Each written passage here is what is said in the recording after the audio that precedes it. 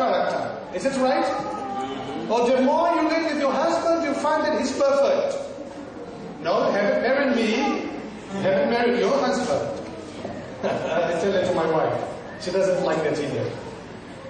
Alright? So the more you love, you live with your wife, you find that she has a little problem here, a little problem there, you know. But still, the Bible says you have to love your wife. You have to love your husband. I mean, this is quite a commitment to be married. Don't you think so? Yeah. We have to bear, you know, one another sometimes. Little things that they do, I mean, little things that women do that men just don't like. And little things that women do that men just abhor. And we cannot understand. I mean, if you know of some man who understands the mind of a woman, please introduce me to him, because I'd like to hear from him what he's learning, because it is difficult to understand what goes in the brain of a woman. And probably they're going to be the same about us. We cannot understand your man. Simple. Isn't it? You have experienced that, Brother Mark? Yes. You hear it every day. That's it. That's it. I remember one day, we were moving from, one city to another. And I went to the hotel and I just got a few things. No, I don't like to go around with many things. So I went to this hotel, this new city, where we're going to start working as a church pastor, local pastor. And we were the three of us, myself, my wife, and my son. And then the moment I opened my suitcase, I found out that I had no sandals. Do you call it sandals? Right? Sandals? I had no sandals. And I don't like to go to work barefoot, you know. I like my sandals, simple sandals, you know. And I had found my sandals there. And I just found out that my wife had forgotten to put our sandals in the suitcase.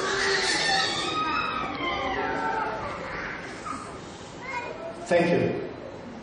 Then I asked her, alright, so you go to the supermarket because I have to go to do other things. You go to the supermarket and you buy some sandals for us. Alright, I'll do it. The supermarket was just 2 blocks away from the hotel. So she got the money, she went to the supermarket, and 2 hours later, we met again, and she said, I bought our sandals. Alright, good. I went there because I don't like to go around, especially going to, taking a bath, a shower on barefoot. I like to wear sandals in hotels, things like that. When she opened the bag with the 3 pairs of sandals, for a start, it's difficult sometimes to tell the difference in size when they are mixed along. When she opened the bag with the 3 pairs of sandals, the 3 pairs were all one same color, all of them green. Can you believe it? This is a simple thing, it's a silly thing, but everybody in the same room, all the sandals mixed up. How am I going to find which is mine? And I just complained and said, I can't believe it. Why did you do it? You could have got a black for me, a white for you, or whatever, yellow for your son, for our son, but you bought the 3 pairs green color. I was very disappointed because I knew the message would be.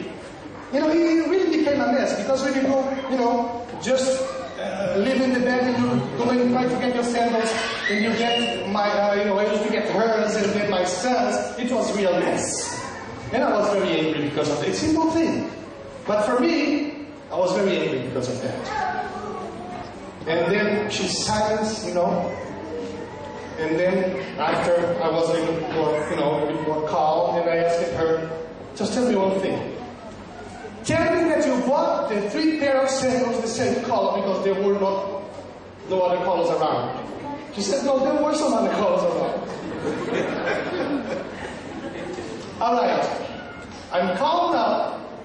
Tell me just why is it that you bought them all the same color? And she said very, nearly silently, smoothly, fearfully, she just said, just so that the family could be united even in the color of the city. Can you understand this kind of mindset? But still, husbands, love your wives.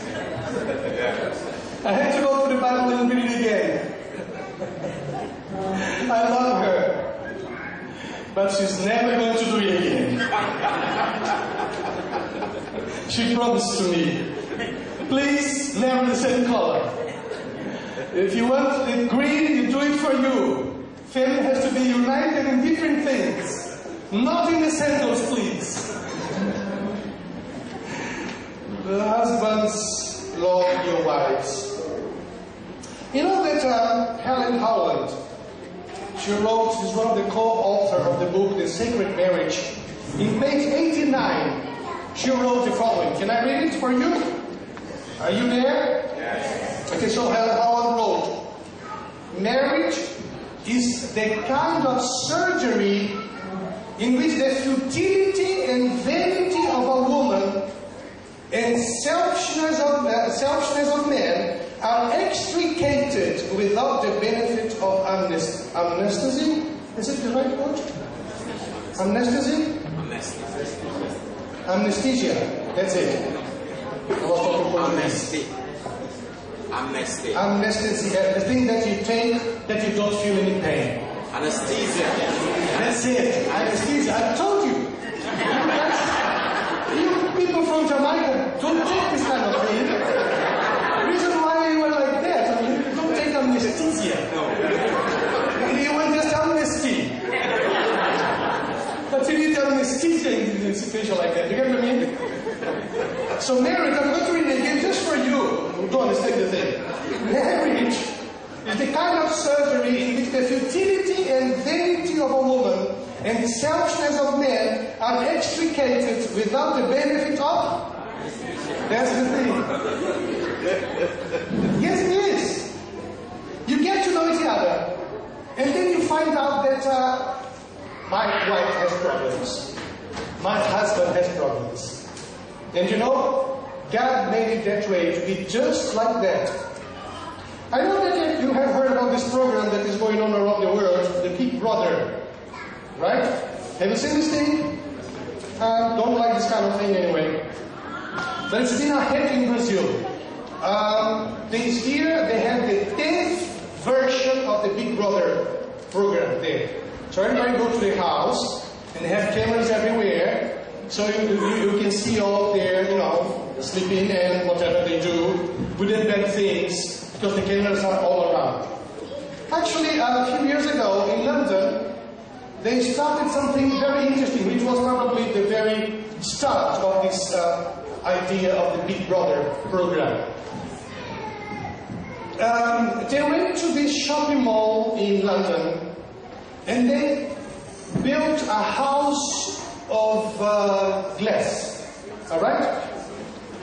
A house of glass. So you can see everything that is inside it. So a complete house made of glass in the shopping mall. And they just selected a few people to live inside the house. And Clock Tower FM in London was every day, every 30 minutes giving the bulletin of what was going on inside. People fighting and this and that. And you know what was the title of that program? Housemates from Hell. Why am I saying that, just quoting this kind of program? It was saying housemates from hell because actually they were fighting and fighting every time they were discovering that the other person had this and that flaw of character. But marriage is something just like that. You get now together, you get united to a woman, you get united to a man, and you're going to live in a house of glass. He's going to discover all your problems, all your flaws of character. And she's going to discover all your flaws of character. And the title is, what are you going to do with that?